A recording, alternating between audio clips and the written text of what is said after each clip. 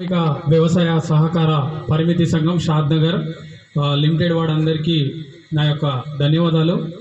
నేను first time వచ్చాను sir ఇక్కడికి. మా సింగిల్ విండో డైరెక్టర్ అన్మి శివరాజ్ గౌడ్ గారు, అల్లుడు నువ్వు చాలా బాగా అన్నిట్లలో యాక్టివ్గా పార్టిసిపేట్ చేస్తావు, ఒక్కసారి ఇక్కడికి వచ్చి ఇక్కడ పరిస్థితులు కూడా మీకు కూడా అర్థమవుతుంది అని చెప్పాడు.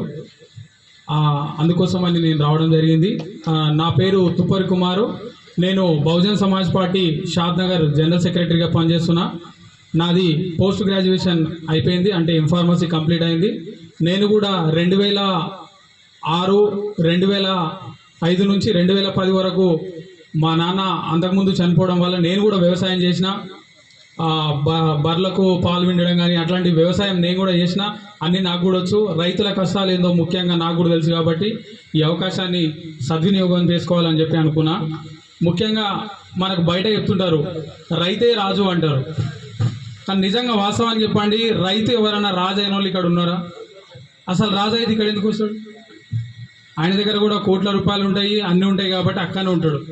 ఉత్తగా ఏదో కొటేషన్ పెట్టి రైతే రాజు అంటారు, కానీ నిజంగా వాస్తవాన్ని చెప్పుకోవాలంటే స్వాతంత్రం వచ్చినప్పటి నుంచి ఇప్పటి వరకు కూడా ఏ రైతు కూడా రాజు కాలేడు.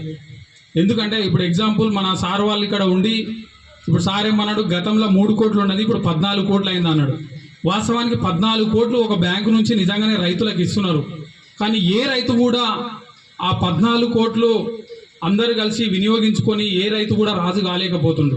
ఎందుకంటే ఇందాక ఒక అన్నయ్య చెప్పిండు, అంత బాగానే ఉంది, సబ్సిడీ బాగానే ఉంది, ఫర్టిలైజర్ బాగానే ఉంది, బ్యాంకు లోన్లు బాగానే ఉన్నాయి, బ్యాంకు లోన్లు బాగానే కడుతున్నాం అంటారు, కానీ రైతుకు కావాల్సింది గిట్టుబాటు ధర లేదు మార్కెట్లో.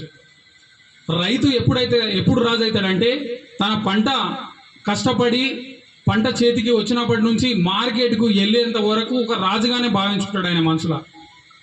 ఎవరైతే అక్కడ కొనుగోలుదారులు ఉంటారో వాళ్ళు కొన్నప్పుడు ఆ రైతు కళ్ళల్లో నీరు తప్ప రాజు అనే పాట తరతరాలుగా దూరమే అవుతుంది. మరి గిట్టుబాటు ధర రావాలంటే మీరు ఇచ్చినటువంటి 14 కోట్ల రూపాయలకు మీ యొక్క రైతు రాజు కావాలంటే మన సహకార సంఘం నుంచి కూడా ప్రభుత్వానికి ఒక నివేదిక ఇవ్వాలి.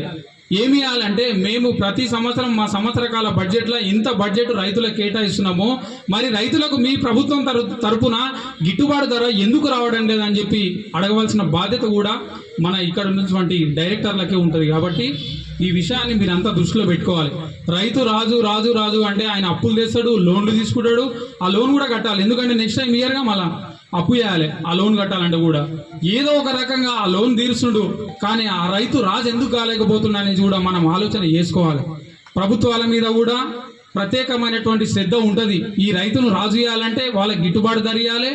వాళ్ళ పంట వాళ్ళు ఖచ్చితంగా పంట బాగానే వస్తుంది, పంట ఎదుగుదల ఉంటుంది, కానీ దిగుబడి దగ్గరకు వచ్చేసరికి రైతుకు గిట్టుబాటు ధర లేదు, ఇప్పటికి కూడా లేదు.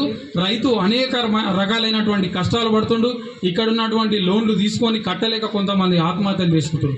మరి దీని బాధ్యత మన మీద కూడా ఈ సహకార సంఘం బ్యాంకు తరఫున కూడా కొంత బాధ్యత వహించి ఆ గిట్టుబాటు ధర వచ్చే విధంగా ప్రయత్నం చేసి మేము కూడా మీకు అందుబాటులో ఉంటామని చెప్పి బీఎస్పీ పార్టీ తరఫున మేము కూడా మీకు అందుబాటులో ఉంటాం ఖచ్చితంగా అన్ని వేళలా షాద్ నగర్ నియోజకవర్గంలో. అదేవిధంగా ఈ అవకాశం ఇచ్చినటువంటి ముఖ్యంగా మా గ్రామం తరఫున వచ్చినటువంటి డైరెక్టర్ గారు శివరాజ్ గౌడ్ గారికి ప్రత్యేకంగా ధన్యవాదాలు తెలుపుతూ, మా గ్రామంలో కూడా అనేక మంది రైతులు ఇబ్బందులు పడుతున్నారు. మీకు కూడా ఒక సూచన శివరాజ్ గౌడ్ గారు, ఖచ్చితంగా మనము రైతుల దగ్గరికి వెళ్ళి వాళ్ళ బాగోగులు తెలుసుకొని వాళ్ళ గిట్టుబాటు ధరలు తెలుసుకొని వాళ్ళ యొక్క పరిస్థితులన్నీ మన నివేదికకు పంపిద్దామని చెప్పి మీకు సహకారంగా ఉంటామని చెప్పి మీకు థ్యాంక్ యూ, జై భీమ్, ధన్యవాదాలు.